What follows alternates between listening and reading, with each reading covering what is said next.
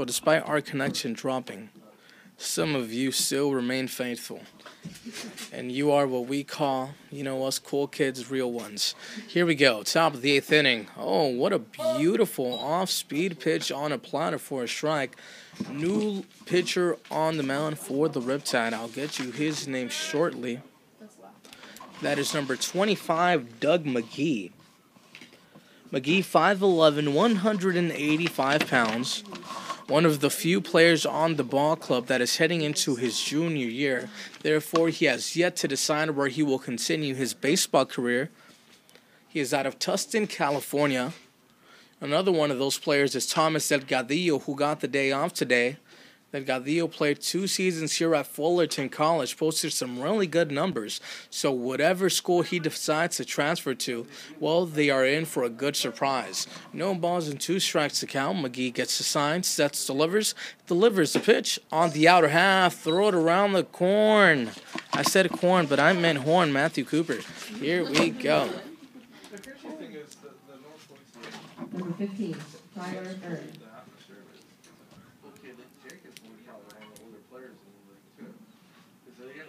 So Doug McGee looking real good to start off his afternoon.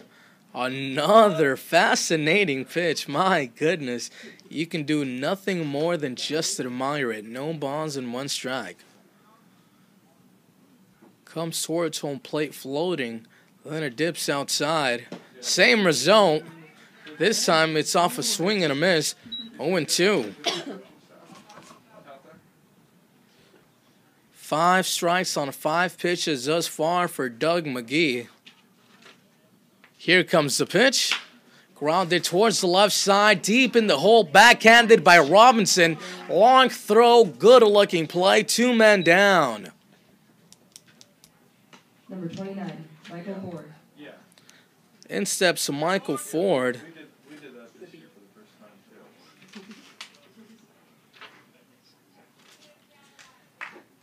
And if any contact was made off of one of Doug McGee's pitches, of course you expect it to be pulled towards third base, as the last one was. That one's in there for a strike, so McGee on the mound has yet to throw a ball. Looking very comfortable and confident in his stuff. 0-1 the count. The right-hander delivers out of Tustin, California, as that one sails outside for a ball, 1-1. This is the 4th pitcher of the ballgame for the Riptide. Cassius Ham started it off. He then handed it over to Ashton Goddard as the pitch is fouled towards the right side and out of play.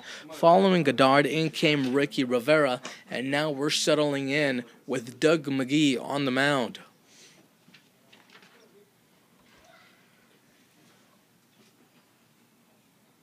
The 1-2 pitch. Travels outside for a ball to even up the count at 2-2.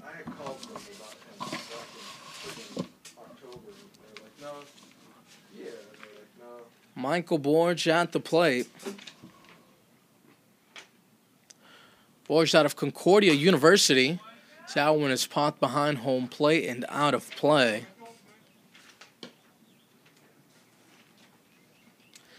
This is the first time I see Matthew Cooper behind the plate for the Riptide. We've seen Hawkins and Sebi thus far. As the 2-2 pitch. Oh, what a dandy. On the inner half for strike 3. My goodness, Michael Borch stood there for a second. I'm pretty sure in all. A lovely pitch, and on to the top of the 8th inning, or the bottom of the 8th inning we go.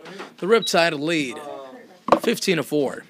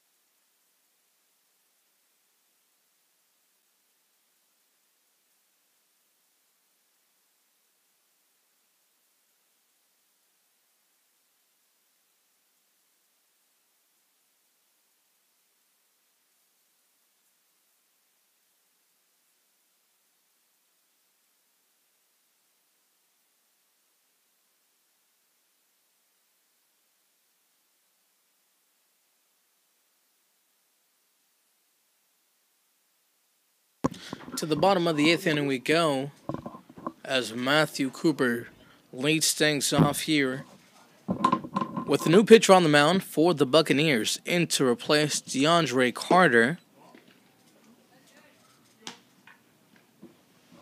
I'll let you know his name shortly. Nonetheless, 1 ball and no strikes, and that is Tommy Wilson, a right-handed pitcher, a junior out of Naval Academy. Through only 1 inning, struck out 1, but posted a 9.00 ERA. The 2-0 runs way outside for a ball. 3 balls, no strikes to Matthew Cooper, as the number 11, Chad Wilson, awaits on deck for the Riptide. Hefty 15-4 lead as that's hit well out towards center field. In comes the center fielder. Tried to catch it on a dive. Nonetheless, it died down. Leadoff single for Matthew Cooper. As the designated hitter, Chad Wilson, digs in. Jacob Dominguez awaits on deck. That is now 14 hits in the ballgame for the Riptide. So offensively, they have made their presence felt today. And that's also hit well on towards center field. Going back to center fielder at the track, he does a nice job of running that one down just before reaching the wall. 1 man down in the inning. We actually have a... Next up from Cal State Fullerton, number 15, Jacob Dominguez. And out of Cal State Fullerton, Jacob Dominguez. As I said, Dominguez will redshirt as a freshman for Fullerton.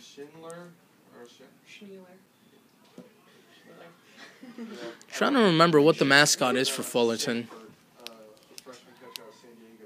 Titans. Oh, they are the Titans. No, he was there on the roster this year, but I think the red shirt. No balls and 1 strike. Both actually not bad players. 1 man down in the inning. Tommy Wilson into the ballgame for the Buccaneers. He throws a fastball on the inner half and high. Count is at 1 ball and 1 strike.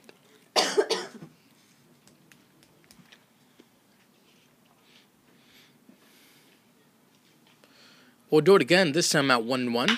Line towards right center field. It'll find a gap. It's cut off nicely by the center fielder.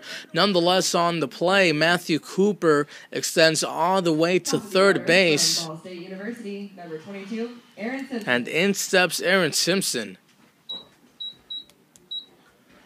And this Orange County Riptide Ball Club must really love Simpson, because every time he steps into the plate, it seems like there is more than 1 runner on base. So the RBI count for Aaron Simpson, with an opportunity to be risen here. In the bottom of the 8th inning, a 15-4 score in favor of the Riptide. Slap towards the right side and foul. With such a big lead, it's fair to say that these Riptide batters have become more aggressive. Cooper, for example, with a 3-0 count, was given the green light and singled towards center field to open up the inning. Emilio Rosas waits on deck. Pitch gets away from the catcher, and Cooper comes in jogging. That is now 16-4 in favor of the Riptide.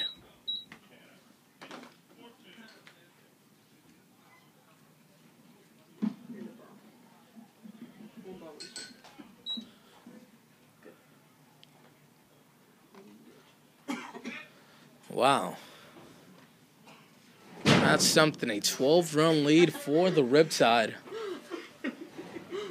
As the 1-1 pitch is singled back up the middle. And soon enough, I was going to say it was about to be 17-4. Nonetheless, a classy move there by the by the third base coach to hold up the runner.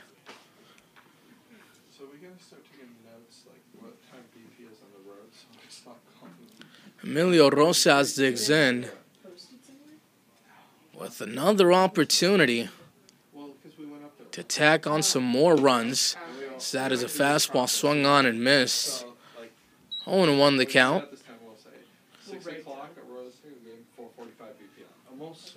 Bradley Jekic, who homered his last time up, awaits on deck towards the right side. out of play. Is there that or 4:30? He wanted us there. I think it's 4:45. Only one man out in the inning. 4:30. We are in the bottom of the 8th, a 60-4 lead in favor of the Riptide. At one point, they were down 3-0 as that is hit towards short into center field. And Orange County is locked in. That is 17 hits and 17 runs. Wow. Such as Rosas. Stepping up to the plate from University of Pacific, number 14, Bradley Jekic. So it should be 4:17. A very, very, very rough day for this Buccaneers pitching staff. Pitch is on the outer half for a strike. 0-1 to Bradley Jekic, who hit a shot towards right field his last time up.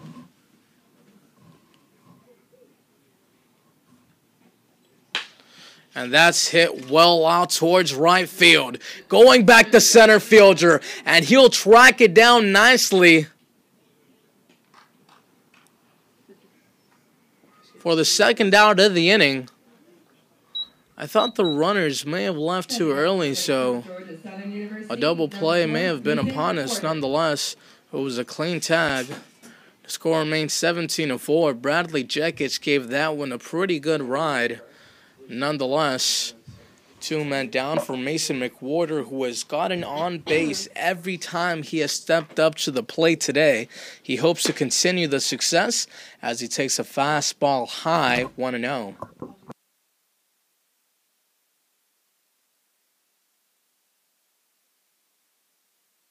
Been on base 5 times today.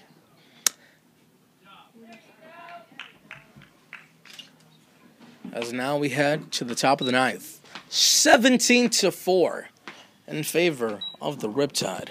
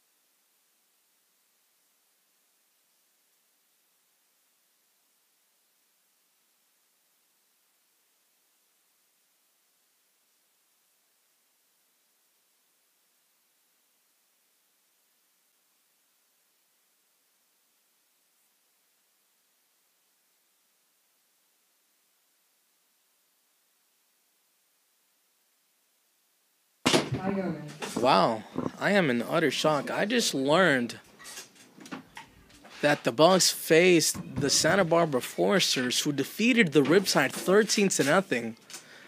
And despite the Bucks not winning, they only lost 5-4. But now we turn the page, and on this Saturday afternoon, a team who lost 13-0 to Santa Barbara is leading the Bucks 17-4. And, well, like our GM said, that's the game of baseball. It's a weird one.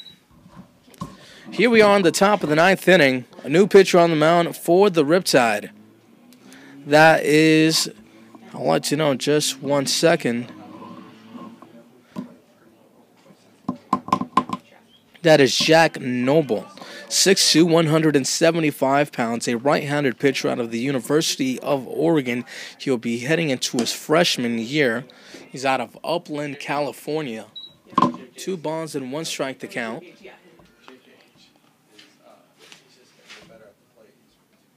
The 2-1 is a ground ball towards the left side. The shortstop is there, tries to backhand it. Instead, it goes into center field.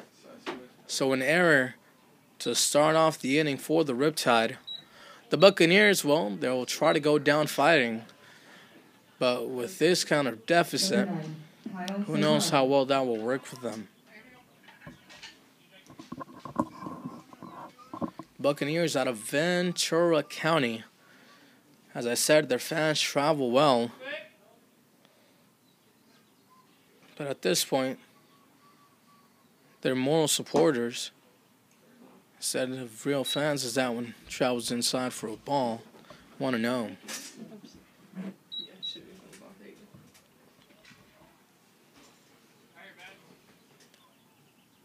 The right-hander delivers.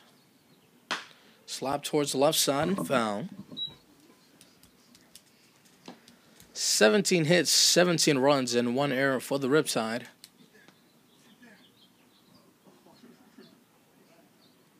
Seven hits, 4 runs, and no errors for the Bucks. The 1-1 travels outside and low. 2 balls and 1 strike.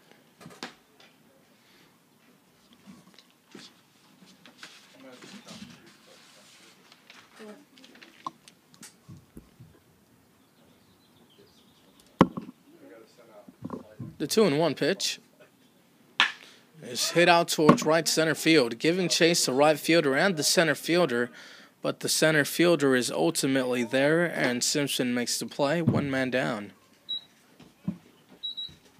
Number 4, Frank Garriola. Also, tell the guys that Julia, Yes. I'm sure people will start asking about Hillsburg trip. Frank Garriola digs in. So we'll get some information on Monday night for them. He's doubled today, also struck out. Here comes the pitch. On the outer half for a strike. 1-1.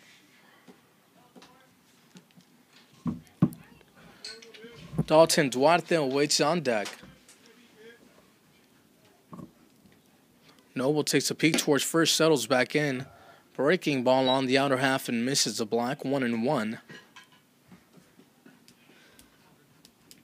So despite scoring a combined 21 runs, the game has gone by fairly quickly.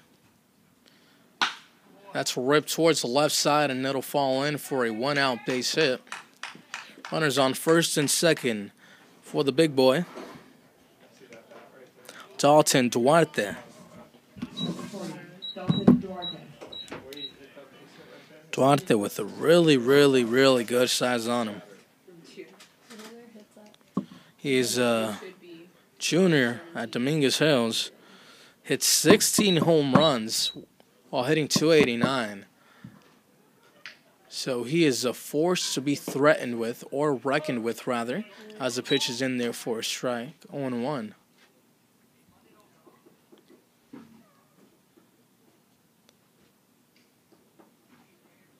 (17-4) ball game. As the pitch travels outside, the count is even at 1.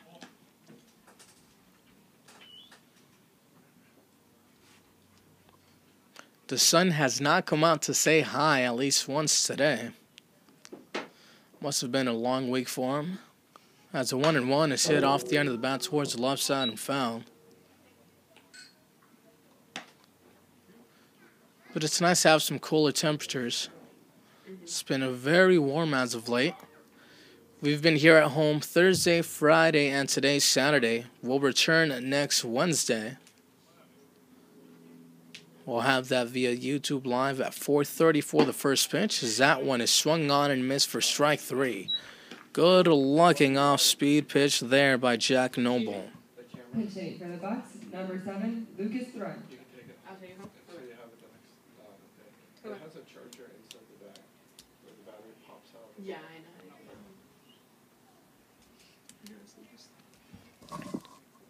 Lucas Throne out of Whitman College digs in for the Bucks. Playing at a D3 school, played in 35 games, had 132 at-bats. He hit .371 with 4 home runs, 12 doubles, and 37 RBIs. Struck out only 11 times while walking 16, so he's been really good at the plate over at Whitman College, and he hopes to carry over his impact here with the Buccaneers. Down in the count and no balls and 2 strikes, Jack Noble trying to shut it down for the Riptide. The right-hander delivers, swung on and missed for strike 3, and the ballgame is over. So Orange County rides their way to an easy 17-4 win over the Ventura County Buccaneers. Here is your final line. 17 runs, 17 hits, 1 error for the Riptide, 4 hits or 4 runs, 8 hits, no errors for the Ventura County Buccaneers. Fans, this is Jonathan Ortiz, and we thank you for staying and tuning in to today's broadcast. Please join us momentarily as our very own Carly Armendariz will bring us a post-game interview.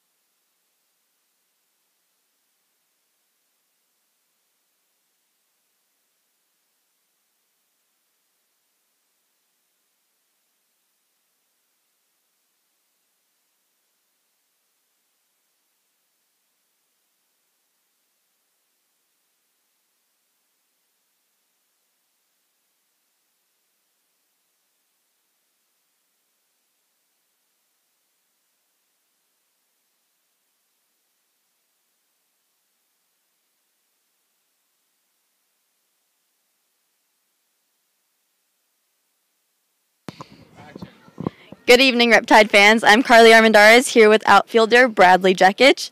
So how does it feel coming off of that walk-off run win yesterday to your 2-run home run today? I felt pretty good, especially since we took a beating earlier in the week. And it was, just a good way to end things up, throughout the week, go 4-1. Yeah, how did you guys kind of get that momentum going from yesterday's game into today's game, like as a team? Well, we kind of just, when we walk that off, we know what we can do, and we can pull, some runs together. And, thankfully the bats came alive today, and pitching did well, and the defense did well as well. So we were just able to carry that momentum throughout today's game and hopefully into next week. Okay, yeah, great. Thank you. Thanks for tuning in to the post-game report, fans. Have a great night.